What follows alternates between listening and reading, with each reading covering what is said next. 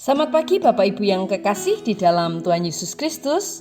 Pagi hari ini saya Eko Wayu Suryaningsih kembali menyapa dengan kebenaran firman Tuhan yang terdapat dalam 1 Samuel 23 ayat 12. 1 Samuel 23 ayat 12. Kemudian bertanyalah Daud, akan diserahkan oleh warga-warga kota Keila itukah aku dengan orang-orangku ke dalam tangan Saul? Firman Tuhan, akan mereka serahkan. Bapak, Ibu, dan saudaraku yang kekasih di dalam Tuhan, Keila adalah sebuah kota berkubu di wilayah Yehuda yang dilengkapi dengan pintu dan palang sebagai pengaman. Namun tidak otomatis menjadi kota itu aman. Ternyata orang Filistin masih bisa menyerang dan menjarah hasil gandum mereka. Setelah mendengar itu, Daud yang saat itu menjadi buronan Saul meminta petunjuk dari Tuhan dan memimpin pasukannya untuk menyelamatkan kota itu. Daud mengalahkan orang Filistin dan penduduk Keila kembali menjalani hidup dengan tenang. Namun ketika berita itu terdengar oleh Saul, ia menganggap bahwa inilah saat yang tepat untuk menangkap Daud.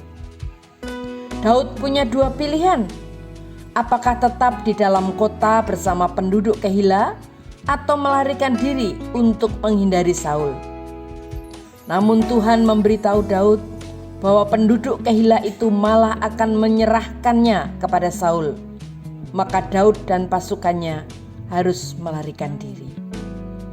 Bapak, Ibu, dan saudaraku yang kekasih di dalam Tuhan, siapapun bila berada di posisi Daud pasti mengalami kekecewaan yang hebat.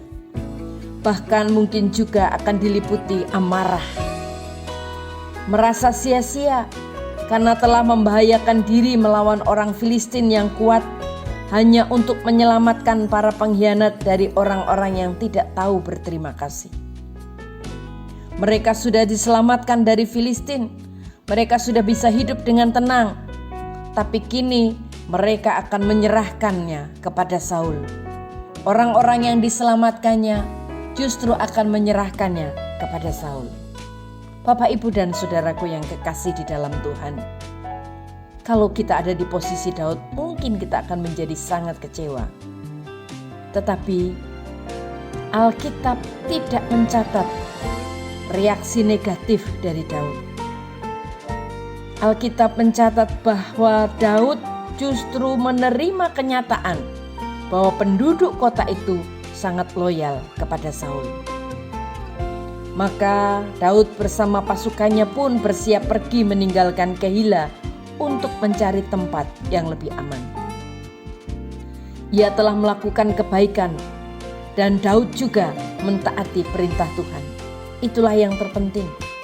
Tidak masalah apakah orang lain mengakuinya atau tidak. Walau perbuatan baik kita belum tentu dihargai orang lain, mari tetaplah berbuat baik, karena itulah yang dikehendaki oleh Tuhan di dalam kehidupan kita.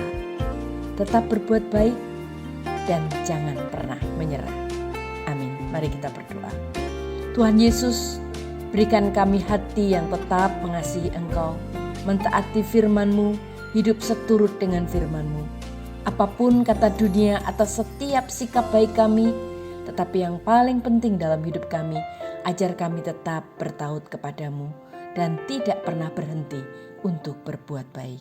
Dalam nama Tuhan Yesus kami sudah berdoa. Haleluya. Amin.